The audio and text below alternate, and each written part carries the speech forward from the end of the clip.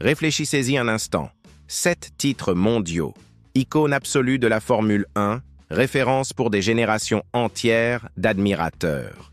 Lewis Hamilton quitte Mercedes après 18 ans d'une union historique pour réaliser le rêve de tout pilote, porter la combinaison rouge de Ferrari. Mais que diriez-vous si je vous révélais que ce changement s'avère beaucoup plus difficile que prévu? Et si je vous disais que Ferrari elle-même a ouvertement reconnu avoir été naïve en pensant que Hamilton s'adapterait sans problème?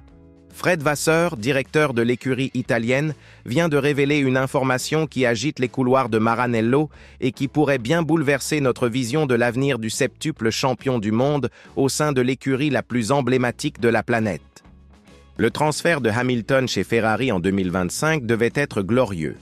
Après des années de suprématie avec Mercedes, le pilote anglais allait enfin réaliser le rêve ultime de tout coureur, piloter pour la mythique écurie italienne. À 40 ans, Hamilton ne changeait pas simplement d'équipe, il transformait son existence. Pour la première fois de sa carrière, il quittait le contexte britannique qu'il maîtrisait parfaitement pour s'immerger dans l'atmosphère singulière et envoûtante de Maranello. Ce seraient également ses débuts au volant d'un moteur autre que Mercedes, une transformation technique que beaucoup ont sous-estimée à l'époque. La planète attendait de voir le Lewis dominant de ces dernières années, celui capable de tirer la vitesse de n'importe quelle monoplace, de se démarquer instantanément dans le rouge Ferrari. Mais la réalité est tout autre. Les chiffres sont implacables et révèlent un scénario inquiétant. Hamilton compte 42 points de retard sur Charles Leclerc, son coéquipier, à la mi-saison. Alors que Leclerc est déjà monté 5 fois sur le podium cette saison, Hamilton n'a pas encore réussi à occuper une seule fois la 3e place. Pour un pilote habitué à se battre pour des victoires et des championnats, ces chiffres représentent bien plus qu'une simple statistique négative. Ils représentent une crise d'acclimatation que personne n'avait prévue. C'est précisément ce qui a poussé Fred Vasseur à établir une analogie qui fait actuellement grand bruit dans les couloirs de la Formule 1. Le directeur de Ferrari a comparé les difficultés rencontrées par Hamilton au processus beaucoup plus tranquille auquel Carlos Sainz a été confronté lorsqu'il a rejoint l'équipe. La différence ? Sainz avait déjà changé plusieurs fois d'équipe au cours de sa carrière, passant par Toro Rosso, Renault et McLaren, avant d'arriver à Maranello.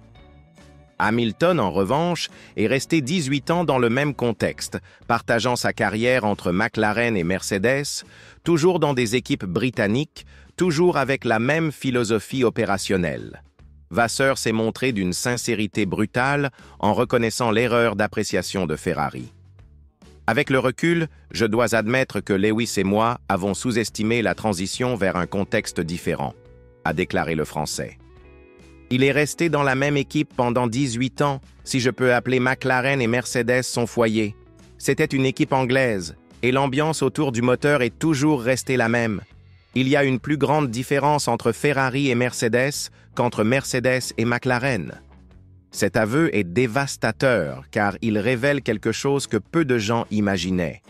Même une équipe avec l'expérience de Ferrari peut commettre des erreurs élémentaires de planification.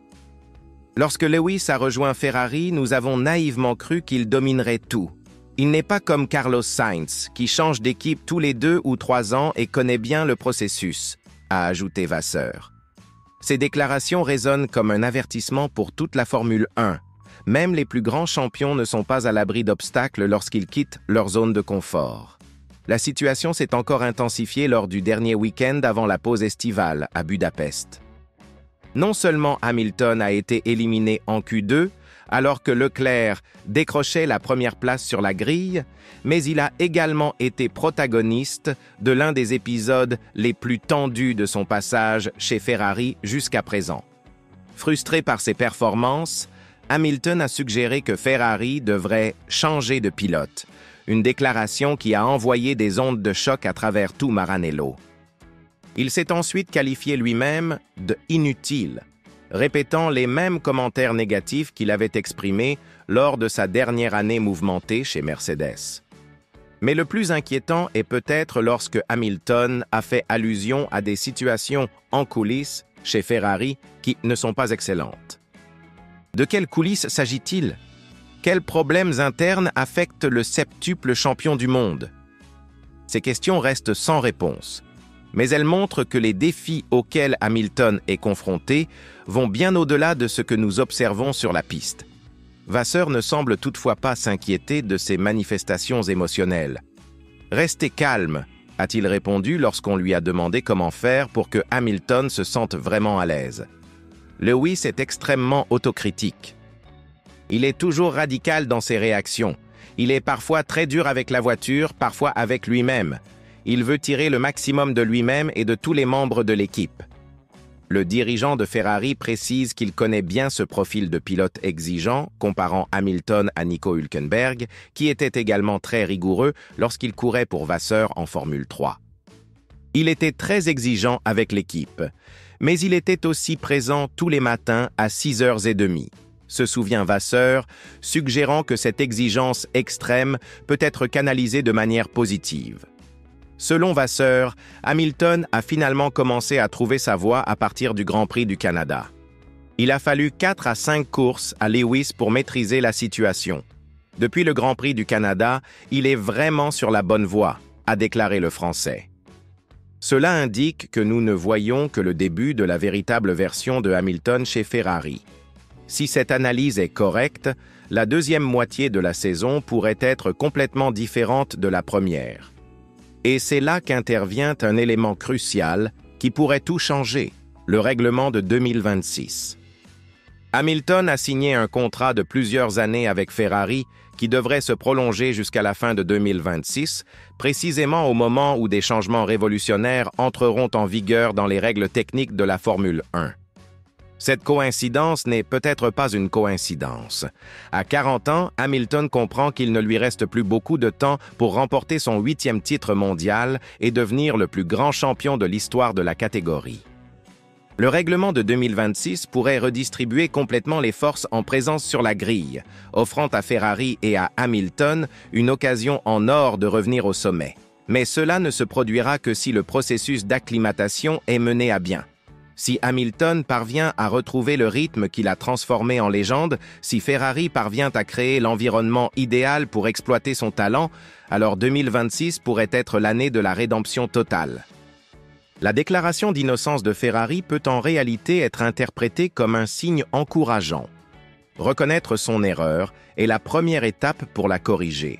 Et si Vasseur a raison et que Hamilton est enfin sur la bonne voie depuis le Canada, alors nous sommes peut-être sur le point de voir le vrai Lewis Hamilton de Ferrari émerger dans la seconde moitié de cette saison. La question est la suivante. Est-il trop tard pour 2025 ou s'agit-il simplement de la préparation nécessaire à quelque chose de beaucoup plus grand en 2026? Le temps nous le dira, mais une chose est sûre, cette histoire d'acclimatation est loin d'être terminée et pourrait déterminer non seulement l'avenir de Hamilton, mais aussi le destin même de Ferrari dans l'ère contemporaine de la Formule 1. Et vous, qu'en pensez-vous? Hamilton parviendra-t-il à s'acclimater complètement à la culture Ferrari, ou les obstacles sont-ils plus importants que nous le pensons? Partagez votre opinion dans les commentaires, et si vous souhaitez suivre toutes les actualités des coulisses de la Formule 1, n'oubliez pas de vous abonner à la chaîne et d'activer les notifications. À bientôt!